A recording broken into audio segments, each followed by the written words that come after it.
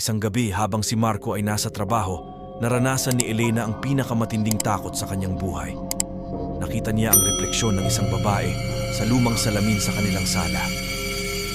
Ang babae ay maputla, may mahabang itim na buhok at nakatitig sa kanya na para bang may gustong ipahiwatig. Kinabukasan, kinuha ni Elena ang lakas ng loob na tanungin ang mga kapitbahay tungkol sa kasaysayan ng bahay. Dito niya nalaman na ang bahay ay dating pag-aari ng isang babae na namatay sa panganganak sa mismong sala kung saan siya nakakita ng multo.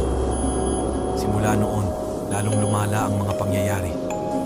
Mga gamit na kusang gumagalaw, mga pintong kusang bumubukas at sumasara, at ang madalas na paglitaw ng babae sa salamin. Hanggang sa isang araw, hindi na kinaya ni Elena ang takot at nagpasya silang umalis sa bahay. Sa kasamaang palad, kahit saan man sila lumipat, tila ba sumusunod sa kanila ang multo ng babae. Hindi sila tinantanan hanggang